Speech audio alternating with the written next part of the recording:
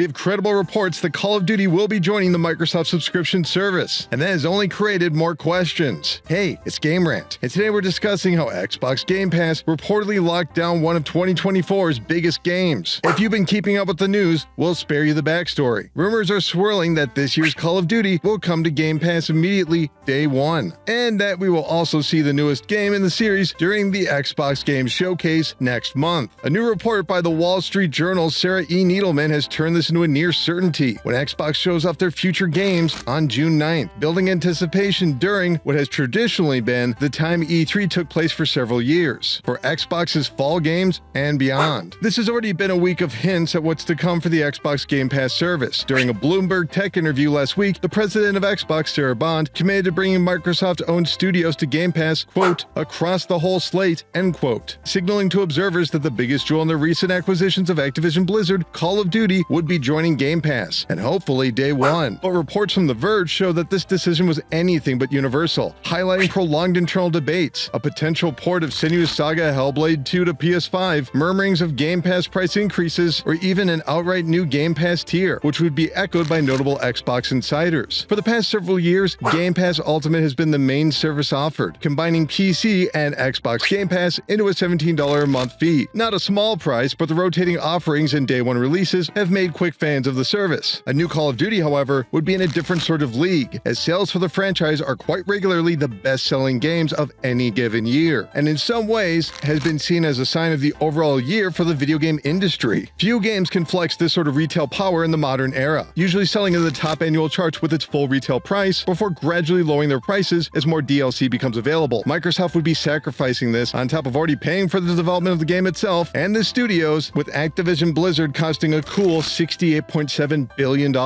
So where does the cost eventually fold? Well, as previously mentioned, we may be seeing a new tier of Game Pass. Whether that is a higher or lower tier is unknown, but everyone agrees that a price hike is inevitable, as the value of Game Pass will go up substantially if we continue to see Activision Blizzard games, especially day one. The other side of the cost, unfortunately, has come for the developers within Xbox themselves, as Microsoft closed 4 of its own internal studios, including the much-admired Tango Gameworks, makers of Hi-Fi Rush. This game was well admired upon release for being an interesting mashup of rhythm game, platformer, and beat-em-up. It received acclaim within critics and industry circles. Its closure has caused concern for fans. Will your most hardcore players accept the shuttering of a beloved game studio for Call of Duty and a price hike? We'll have to see. Truthfully, even if we can't understand how this is meant to be profitable, it should be interesting to see how the general audience reacts to this news when the subscription services are already under scrutiny. Game Pass has already been well regarded, with its surplus of games of all genres, including day one releases. Call of Duty certainly could be the game to boost numbers, but for how much and how long? If a user has a fill of the current offerings, there's no guarantee they will be retained month to month, costing Activision Blizzard sales and revenue. This is on top of Call of Duty attempting to re-establish itself following the coolly received Call of Duty Modern Warfare 3 last fall, and free-to-play games like Warzone folded into the general Call of Duty app. So it's hard to gauge where the series currently is simply by viewing Steam charts. And don't hold your breath for that sort of data, as the Xbox brand generally does not like to reveal sales numbers. But it sounds like a version of Call of Duty will be available for PlayStation and Nintendo consoles, following an agreement made during and after the FTC trial as a good faith gesture. Considering this, we will see if this is a fully featured traditional Call of Duty on the PlayStation 5 and the same game available on Game Pass. It's perhaps the boldest strategy a competitor could possibly take, but we'll have to accept this as all speculation and patiently wait for the news on June 9th. Anyway, that's going to do it for us here at Game Rant. Keep clicking around here, check out our updated Game Pass Top 10 video, and we'll see you there.